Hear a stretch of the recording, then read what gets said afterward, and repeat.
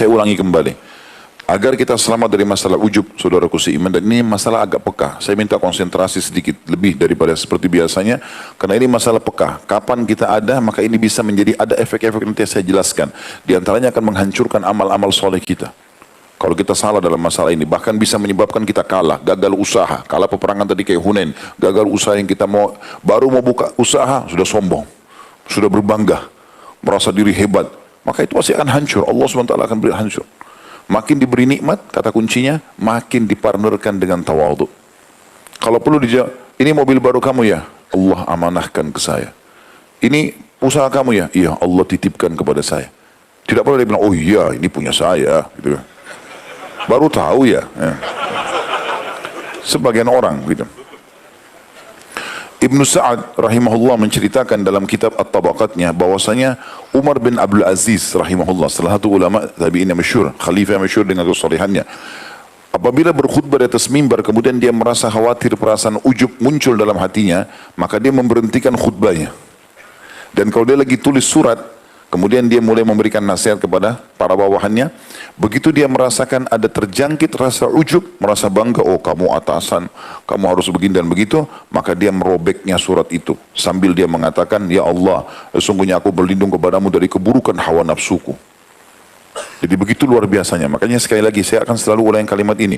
Kalau Allah berikan kelebihan nikmat ikhwan dan akhwat sekalian, bukan untuk berbangga-bangga, tapi untuk disyukuri. Nikmati ya, tapi kita syukuri. Partnerkan dengan merendah. Kita justru bersyukur sama Allah, kita justru makin berbuat baik sama orang. Ada kan orang begitu? Begitu dia berubah sedikit penampilan, pakaiannya, kekayaannya sudah berubah sama orang lain. Melirik saja tidak, jawab salam pun tidak, salaman pun berat. Ini semua hal yang tidak baik, gitu kan. Harusnya dihindari tentu. Kemudian dinukil juga bahwasanya para salafus saleh sangat khawatir dengan masalah ini. Dan mereka sama sekali tidak pernah mau membiarkan ini masuk dalam lini kehidupan mereka. Kita dengarkan misalnya statement-statement yang ada berhubungan dengan masalah itu.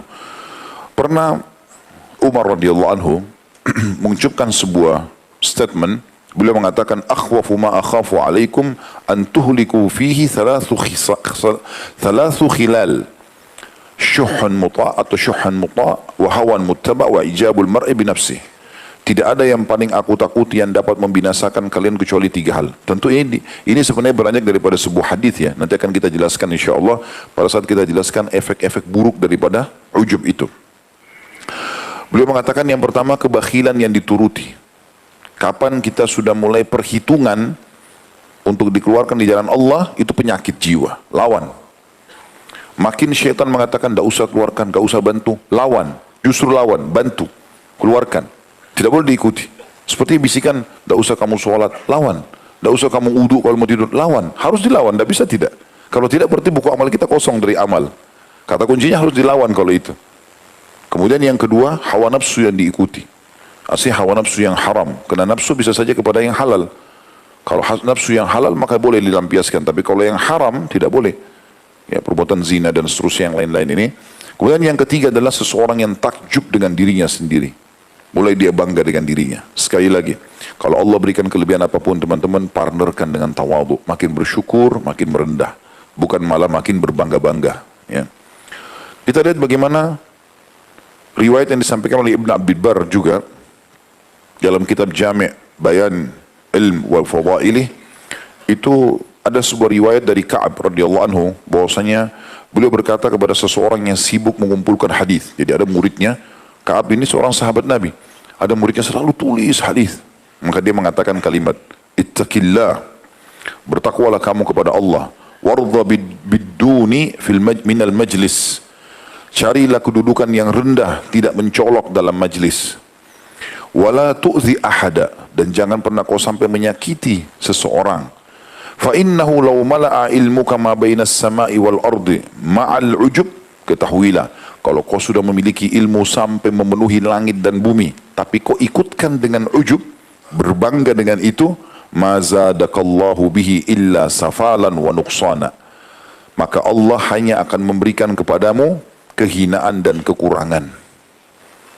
Jadi kapan orang punya ilmu, kemudian diikuti dengan ujub, merasa diri lebih daripada orang lain, karena dia S1, S2, S3, apalah, atau dia mungkin banyak jemaahnya atau apa, kemudian dia berbangga-bangga dengan itu, maka Allah akan berikan kehinaan.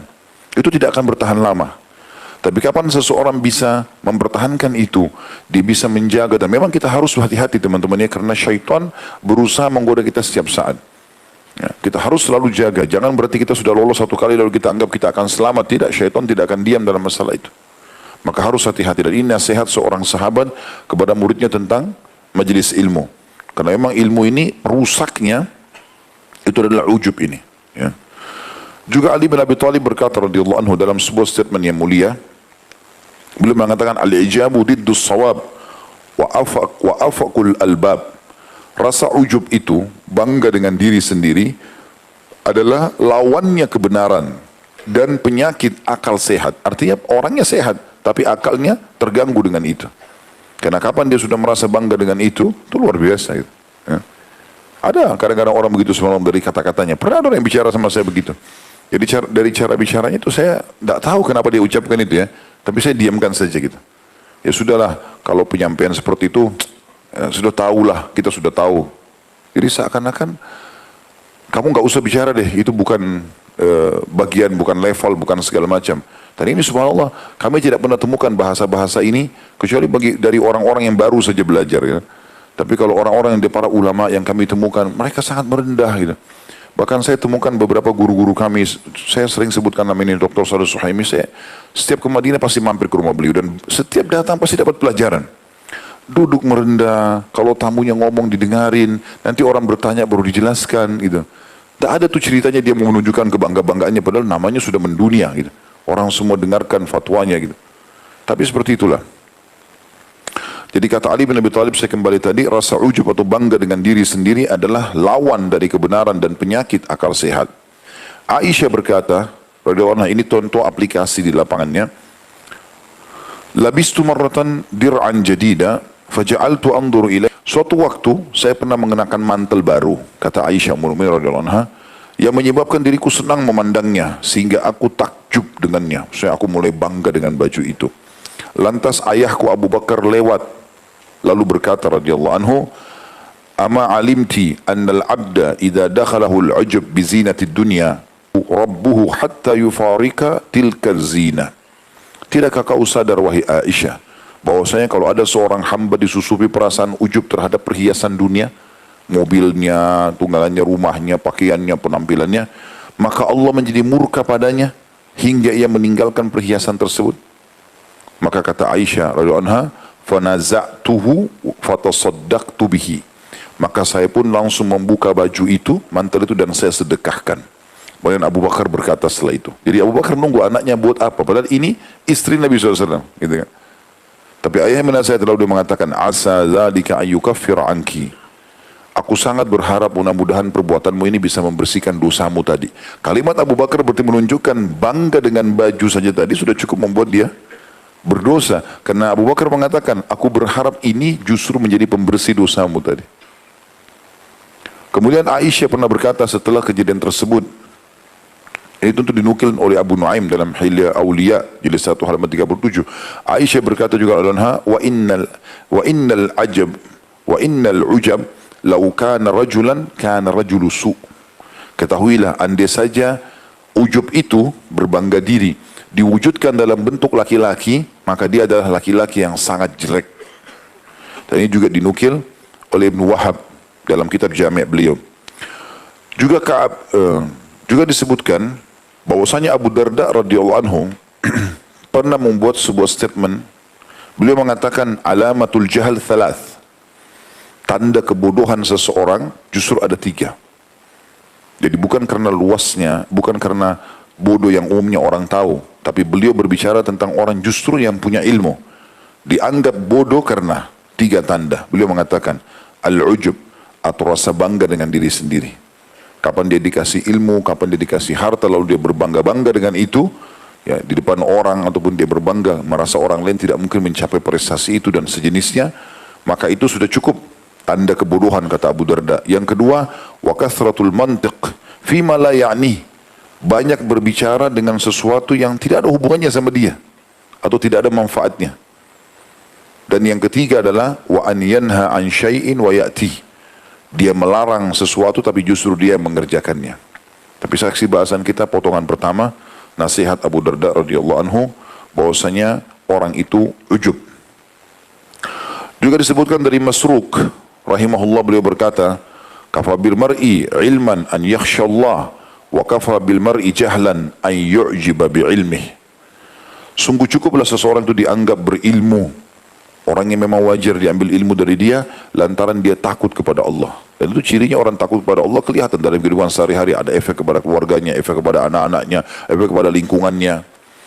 Dan kata beliau, cukuplah seseorang itu dikatakan bodoh lantaran dia merasa ujub dengan ilmunya. Justru orang yang berilmu yang biasa kena ini. Ya. Karena merasa dirinya sudah lebih. Ini hati-hati teman-teman. Biasanya kita, syaitan masuk begitu. Baru ikut di pengajian, baru faham beberapa, mungkin baru setahun, baru 5, anggaplah beberapa 5 bulan, 2 tahun antum hadir. Terus ada orang baru masuk di masjid, baru ikut pengajian. Maka bisa syaitan membuat kita bangga dengan itu. Oh, anak baru kemarin. Ya.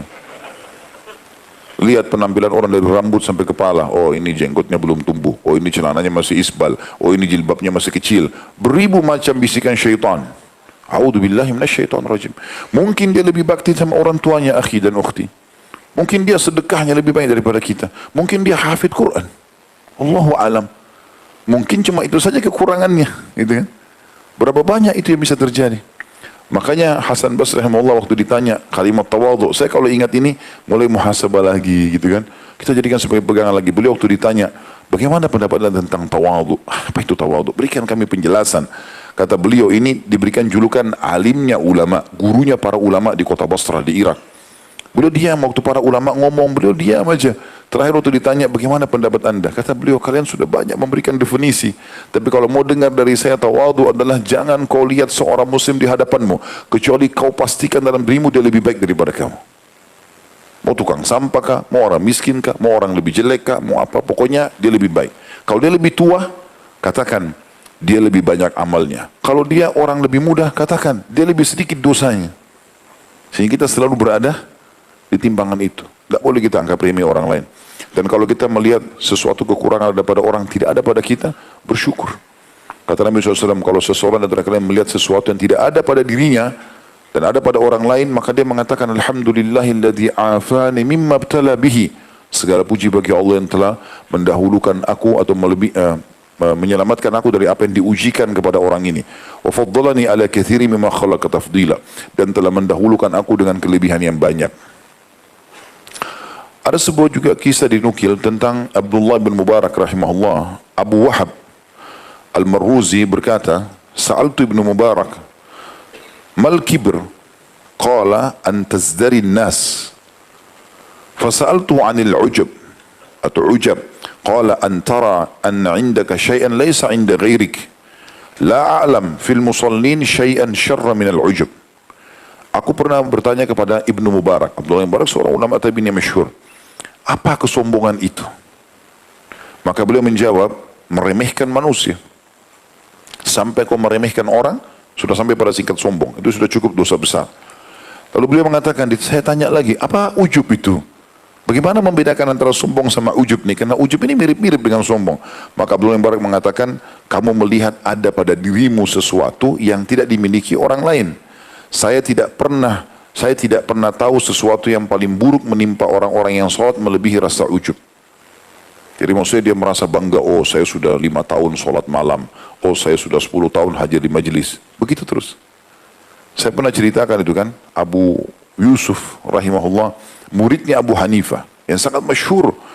Pada saat dia sakit keras, sudah mau meninggal, ini sakit parah, sudah pucat, sakit keras. Maka Abu Hanifah bicara sama murid-muridnya yang lain. Sayang ya, Abu Yusuf sudah saya persiapkan untuk menggantikan saya. Karena Abu Hanifah sudah tua. Dan beliau melihat yang mengikuti beliau jejaknya, hafal hadis, hafal Quran, pendapat-pendapatnya banyak disebarkan adalah Abu Yusuf. Dengan hikmah Allah SWT, Abu Yusuf sembuh. Sembuh. Begitu sembuh, teman-temannya pada sampaikan, wahai Abu Yusuf, waktu kau lagi sakit keras, Abu Hanifah guru kita sempat bilang, Kak sayang ya, andai saja, maksudnya dia tidak sampai meninggal, karena dianggap sudah akan meninggal, maka dia akan menjadi pengganti saya. Sepertinya kau sudah cukup ilmumu untuk buka majelis. Maka di masjid waktu itu, di daerah Irak, di kotanya Abu Hanifah, Masjid besar cuma satu waktu itu. Masjid lain ada tapi kecil. Yang besar ini ada Abu Hanifah ngajar situ. Tiba-tiba di masjid ada halaqah. Kata Abu Yusuf pada murid-muridnya, ada ulama datang ke kota kita, maksudnya dari kota lain, tidak ada, mereka bilang. Adakah seorang musafir yang memang dia berilmu sehingga buka majelis masjid kita? Gak ada. Terus siapa itu? Kata mereka Abu Yusuf, murid anda. Gitu. Kata Abu Hanifah, Abu Yusuf? Dia bilang iya. Abu Hanifah panggil satu orang, datang di situ dalam majelis sini, datang ke syekh sana, tanya dia pertanyaan. Abu Yusuf ingin mendidik muridnya, jangan sampai nanti kau merasa bangga, baru dibilang bisa gantikan, tiba-tiba sudah buka halaqah gitu. Maka Abu Hanifah bilang, tanya itu syekh di sana, bagaimana menghakimi dan memastikan kalau ada dua orang sedang ribut, yang satu pemilik kain, yang satu tukang jahit. Ini mengaku kainnya sudah dikasih ke tukang jahit tidak mengakui ada kainnya. Dari mana kita bisa tahu mana yang benar, mana yang salah? Coba tanya ke dia. Kalau dia bilang yang benar adalah pemilik kain karena sudah menyerahkan kain kepada tukang jahit, bilang jawabanmu salah. Dan kalau seandainya dia bilang yang benar adalah pemilik tukang jahit karena dia tidak merasa menerima, maka katakan juga dirinya salah. Maka orang ini dengan polosnya pergi ke majelisnya Abu Yusuf, lalu bertanya, Syekh, tanya, dikasih izin, ya silakan. Terus dia bilang, bagaimana kami menghakimi tentang dua orang? Yang satu mengaku sudah memberikan kain kepada tukang jahit, dan dia yakin itu, tukang jahitnya tidak mengakui itu, dan mengatakan tidak ada. Ya. Siapa yang benar dan siapa yang salah? Kata Abu Yusuf, yang benar, yang menyerahkan. Ya, dia yakin dia menyerahkan, gitu kan. Kata orang itu, Anda salah. Abu Yusuf lihat mukanya orang ini kayaknya bukan penuntut ilmu ini. Kayaknya artinya orang awam datang terus tiba-tiba bisa mengatakan kepada syekh di majelis, kamu salah, gitu kan. Ini bahasa ini enggak tepat, tapi itu diucapkan. Lalu kata Abu Yusuf, kalau begitu yang benar adalah tukang jahit. Orang itu juga bilang, kamu salah. Kata dia, saya tanya kamu atas nama Allah, siapa yang utus kamu? Kata orang itu sana. Abu Hanifah gurunya. Abu Yusuf tinggalkan majelisnya, tutup majelis, dia datang ke majelisnya Abu Hanifah. Sementara Abu Hanifah kasih kesempatan, siapa yang mau bertanya? Abu Yusuf angkat tangan. Dilewati sama Abu Hanifah, nggak dijawab. Dijawab yang ini, jawab itu. Angkat tangan lagi, nggak dijawab. Sampai berapa kali? Terakhir sudah selesai semuanya. Abu Hanifah balik ke Abu Yusuf. Kenapa Abu Yusuf? Kau mau tanya tentang tukang jahit dan kain itu? Dia bilang iya. Kalau datang kepadamu permasalahan begitu, maka pastikan dari keduanya. Pastikan apakah betul si tukang kain ini, yang pemilik kain mengantar kain itu. Dan pastikan juga hukum syari'inya, supaya kau tidak salah, tukang jahitnya benar gak orang yang itu. Suruh pastikan kembali, kainnya warna apa, jenisnya apa, di waktu apa, rinci sekali hukum fikihnya. Dan kalaupun dia sudah berikan jawaban, jangan langsung kau terima. Dengarkan dari rivalnya. Tukang jahit, benar nggak orang ini datang kepada kamu? Betul nggak kain itu begini? Suruh datangkan bukti-bukti, baru kau menghakiminya. Kata Abu Yusuf, semenjak itu saya tutup majelis saya tidak mau belajar mengajar sampai Abu Hanifah meninggal dunia. Tapi ada kasus di sini yang kita mau ambil. Bukan masalah tidak boleh buka majelis ya, tetapi Abu Hanifah rahimahullah melihat ada satu sifat ujub yang muncul. Karena teman-temannya bilang, Abu Hanifah mau kau gantikan dia. Bahasa gantikan ini kan setelah meninggal. Kenapa sekarang tiba-tiba sudah buka halaqah gitu. Apalagi di masjidnya gurunya, kan kesannya ada persaingan. Kalau di masjid lain mungkin, ini di masjid gurunya sama-sama kan gitu. Itu contoh saja. Ali bin Thabit juga berkata, al-mal afathu tabziri wal nahab wal ilmu afathu al-i'jab wal ghadab. Ketahuilah, harta itu penyakitnya yang berbahaya menghancurkan harta itu adalah tabzir, mubadzir, membuang-buang bunga pada tempatnya,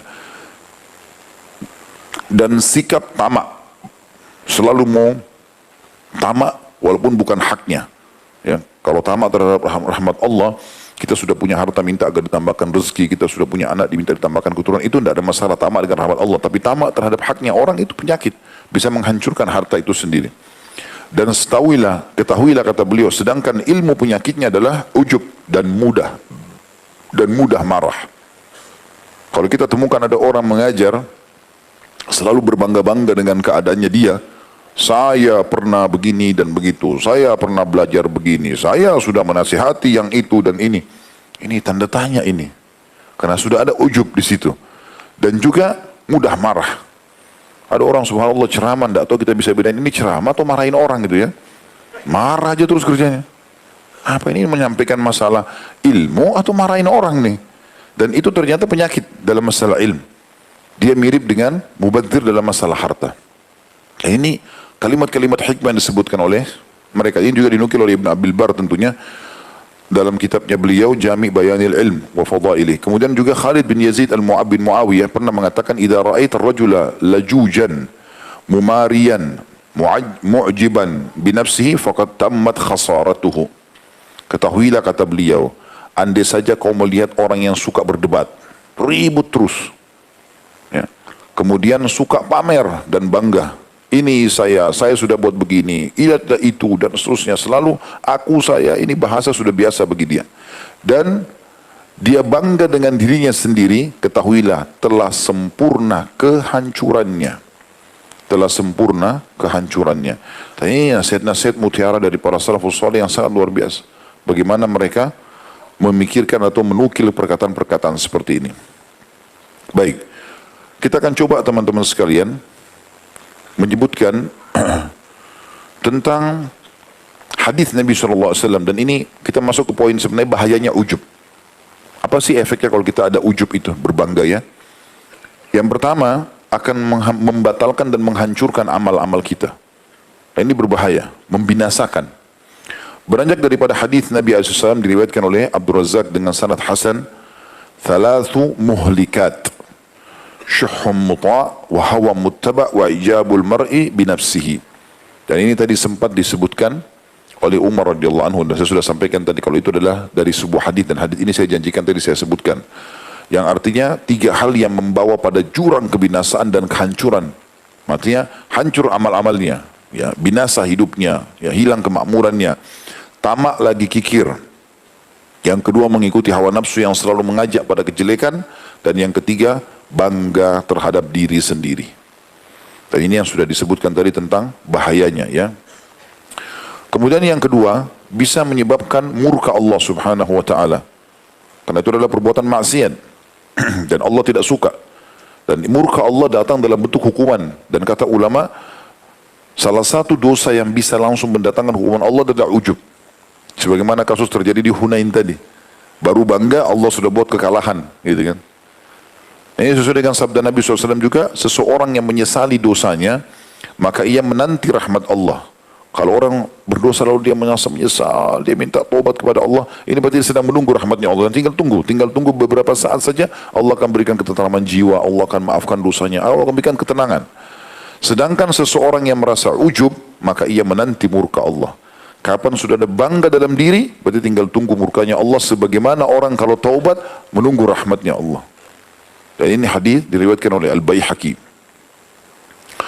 Yang ketiga, dia bisa terjerumus dalam sikap takabur, karena tadi jembatan ke sombong, ya. Dan juga gurur, menganggap remeh orang lain, banyak pintu-pintunya yang dia bisa masuk. Dan ini berbahaya sekali, karena sudah saya bahasakan tadi, setiap kelebihan kita harus pamerkan dengan merendah. Ingat selalu kaidah itu. Setiap kita ada merasa lebih, langsung kita merasa merendah, ya. Aisyah tadi, demi untuk menjaga itu radhiyallahu anha, beliau langsung membuka bajunya dan langsung dikasih ke orang, disedekahkan. Ya. Begitu juga tadi kita sudah sebutkan nasihat Abu Darda, nasihat Ali bin Abi Thalib ridwanullah alaihim yang luar biasa. Nabi SAW bersabda, tidak akan masuk surga orang yang dalam hatinya ada seperti biji sawi dari kesombongan. Ya, artinya terbawa dari ujub tadi, maka akhirnya menganggap remeh orang, kan gitu. Awalnya cuma bangga saja, tapi lama-lama akan anggap remeh orang. Dia bangga dengan ketampanan, kecantikan, putih kulitnya, rambutnya yang lurus, apalah, mulusnya kulit, tingginya badan, jabatan, kekayaan, akhirnya membuat dia mau tidak mau masuk ke pintu nanti kesombongan. Pas anggap remeh orang udah, oh mobil saya lebih bagus daripada mobilnya, oh badan saya lebih bagus, oh begini dan begitu. Ya. Oleh karena itu teman-teman, kita walaupun Allah berikan harta, berteman juga sama orang miskin. Kita diberikan ketampanan, kecantikan, berteman juga sama orang yang jelek. Semua orang kita temani. Bukan berarti kita harus berteman sama orang yang sama dengan kita saja semua. Ada orang Masya Allah tampan sekali, tapi teman-temannya semua, siapa saja dia berteman. Orang cantik dia berteman sama semua orang. Itu bagus, sifat tawadhu. Duduk teman-temannya di bawah, dia duduk di bawah semuanya, sama-sama teman-temannya, walaupun dia adalah orang yang dikenal, misalnya pada saat dia lagi santai segala macam, itu gitu. Ya. Kemudian juga, atau dalam dalilnya adalah sabda Nabi SAW tadi, tidak akan masuk surga orang yang dalam hatinya seperti biji sawi dari kesombongan. Yang keempat, menyebabkan ya, pengumbaran hawa nafsu. Ya. Disebutkan dalam sebuah riwayat Al-Bazzar, kata Nabi SAW, seseorang yang mempunyai perasaan ujub akan selalu menilai dirinya baik dan tidak pernah menilai dirinya buruk. Jadi akhirnya dia seperti merasa diri orang lain salah semua dan dia yang benar. Ada biasa begitu orangnya. Pokoknya bagi dia semua orang salah, dia benar sendiri. Kita jelaskan apapun, tidak ada yang masuk kepada dia. Karena dasarnya gururnya itu ada. Merasa diri lebih hebat dari orang lain. Sehingga kalau diberikan masukan, itu tidak pernah terima. Kalau orang yang betul teman-teman dan ilmu itu berbekas pada diri dia, diberikan masukan dia terima. Oh iya, terima kasih. Gitu kan. Ada sesuatu salah, dia perbaiki. Iya. Gitu kan. Ada kelebihan yang kalau orang puji pun, maka dia biasa saja. Dia tidak langsung menjadikan itu sebagai sebuah kebanggaan khusus. Gitu ya. Dan kata Nabi SAW, seseorang yang mempunyai perasaan ujub akan selalu menilai dirinya baik dan tidak pernah menilai dirinya buruk. Dan serba kekurangan, sehingga ia selalu mengumbar keinginan hawa nafsunya dan tidak merasa kalau dirinya berbuat dosa. Maaf, ini statement para ulama. Dikuatkan dengan hadis Nabi SAW, andaikan kalian tidak pernah berbuat dosa sedikit pun. Ini hadisnya ya. Tadi saya keliru mengatakan Nabi SAW bersabda. Jadi itu statement para ulama yang akan membawa kepada dalil ini akan saya sebutkan. Nabi SAW bersabda, andaikan kalian tidak pernah berbuat dosa sedikit pun, andaikan kalian coba menjaga dosa supaya tidak terjadi, pasti tetap aku khawatir kalau kalian berbuat yang lebih besar daripada dosa yang kalian khawatirkan, yaitu ujub. Dan ini sudah cukup membuat dia masuk ke dalam dosa besar. Ya. Karena memang dasarnya ya, dia akan masuk dalam larangan syariat Allah Subhanahu wa Ta'ala. Begitu juga ada yang kelima, bisa membuat orang benci, ya, manusia benci, dan itu adalah pelanggaran agama. Syekh Utsaimin rahimahullah mengatakan bahwasanya perbuatan yang paling jelas bisa membinasakan orang adalah ujub itu, dan dia bagian daripada dosa. Baik, saya akan masuk sekarang teman-teman membaca apa yang ditulis oleh Syekh Muhammad bin Abdul Wahhab. Beliau rahimahullah memulai babnya, bab zikir ujub, atau bab penyebutan tentang masalah merasa besar dalam dirinya. Beliau mengangkat surah ayat pertama, Al-Ma'arij ayat 27. A'udzu billahi minasyaitonir rajim, walladzina hum min adzabi rabbihim musyfikun. Dan orang-orang yang merasa takut terhadap azab Rabbnya. Maknanya adalah orang-orang yang berusaha jangan sampai amalnya hancur hanya karena berbangga-bangga, sehingga mereka kena azabnya Allah. Itu makna daripada ayat yang ingin disampaikan oleh Syekh Muhammad rahimahullah.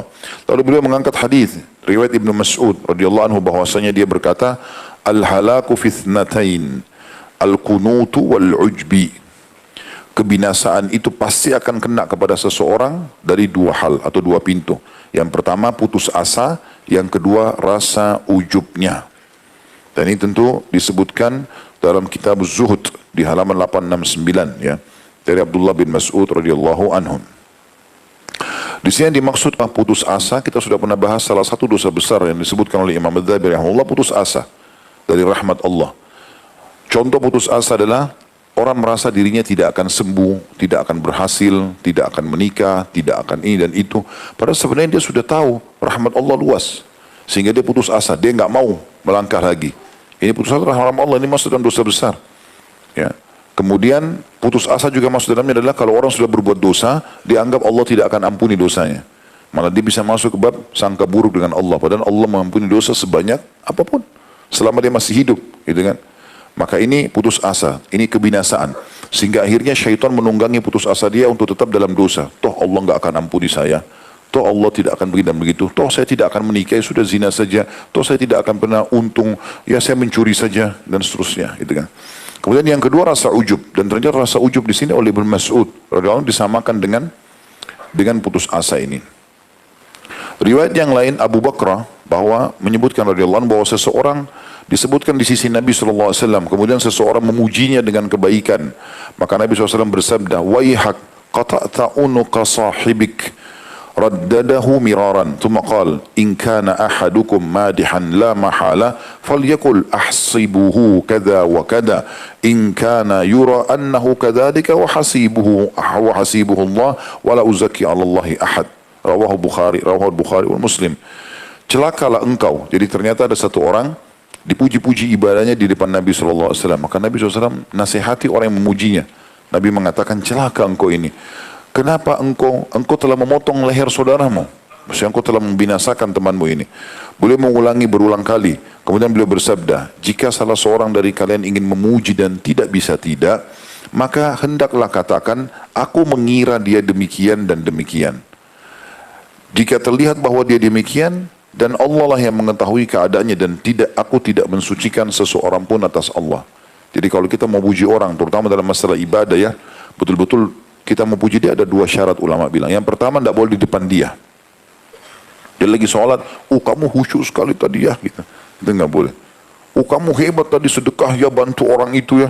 Tadi kamu baca Quran, suaramu bagus ya. Ini nggak boleh semua. Ini membinasakan dia. Karena ada riwayat lain pernah sahabat khusyuk sekali sholatnya. Lalu ada yang bilang, ya Rasulullah, saya suka orang ini, sholatnya bagus sekali. Kata Nabi SAW, kalau kau perdengarkan pujianmu itu, kau telah membinasakannya. Bisa jadi riak setelah itu kan. Gitu. Nah ini yang pertama. Yang kedua adalah, kalau pertama bukan depan dia, yang kedua kalaupun dia mau memuji, maka dia mengatakan, saya mengira orangnya begini dan begitu. Ya. Dan saya tidak memberikan rekomendasi, kecuali yang Allah SWT izinkan. Wala uzakki Allahi ahada gitu. Kemudian kita tutup teman-teman sekalian dengan dua buah riwayat yang diangkat oleh beliau di sini. Dalam riwayat Imam Ahmad dengan sanad yang jayyid atau bisa diterima dari Al-Harith bin Muawiyah bahwasanya dia berkata kepada Umar radhiyallahu anhu, innahum kanu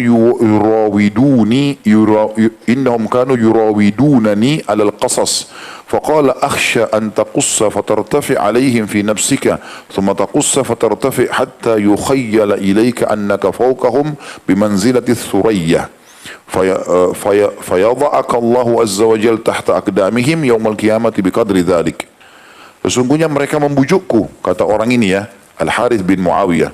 Dia bilang orang-orang membujukku untuk menceritakan kisah-kisah karena cara penyampaiannya bagus, menarik. Orang-orang banyak bilang, ayolah ceritain buat kami.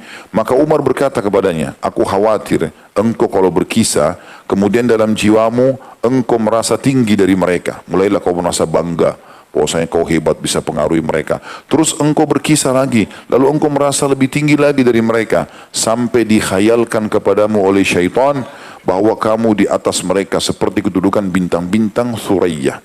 Jadi bintang Suraya itu bintang yang dianggap paling tinggi oleh orang-orang Arab dulu. Mereka mengatakan bintang Suraya yang jauh dan juga terang. Kemudian Allah merendahkanmu di bawah kaki-kaki mereka pada hari kiamat sesuai dengan hal itu. Ada sini riwayat Ahmad dalam Musnadnya di halaman 112. Yang terakhir adalah riwayat Al-Baihaqi dari Anas radhiyallahu anhu bahwasanya beliau berkata secara marfu, "Lau lam tudhnibu la khiftu 'alaikum ma huwa ashaddu min dzalika al-'ujub." Kata Nabi SAW, seandainya kalian tidak berbuat dosa pun, ini sudah kita sebutkan dari riwayatnya, diulangi lagi di sini. Sungguh aku mengkhawatirkan atas kalian perkara lebih bahaya daripada dosa-dosa yang kalian takuti, dari zina, dari riba, segala macam, yaitu ujub. Jadi ternyata di sini ulama mengatakan, ini disebutkan oleh Baihaqi dalam Syu'abul Iman di halaman 7255 dan dihasankan oleh Albani dalam Shahihul Jami' di nomor 5303. Dan ini ulama mengatakan berarti menandakan ujub dosa besar, karena dosa-dosa yang diancamkan Nabi SAW sini, yang kalau kalian tinggalkan dosa besar itu, maka tetap akan ada yang saya khawatirkan, yaitu setelah kalian mulai beribadah, mulai berilmu, mulai diberikan kelebihan fisik, kelebihan rambut, segala macam, lalu kalian ujub. Ternyata itu dosa setara dengan dosa-dosa besar itu. Jadi ini semoga Allah SWT menjaga kita dari dosa-dosa ini. Dan insya Allah Allah SWT selalu mengikhlaskan niat kita dan juga menjadikan kita selalu bertawadhu, sehingga kita masuk dalam hadis Nabi SAW, man tawadhu'a lillah rafa'ahu Allah. Siapa yang merendah karena Allah, Allah akan angkat derajatnya. Subhanakallahumma bihamdika asyhadu an la ilaha illa anta astaghfiruka wa atubu ilaik. Wassalamualaikum warahmatullahi wabarakatuh.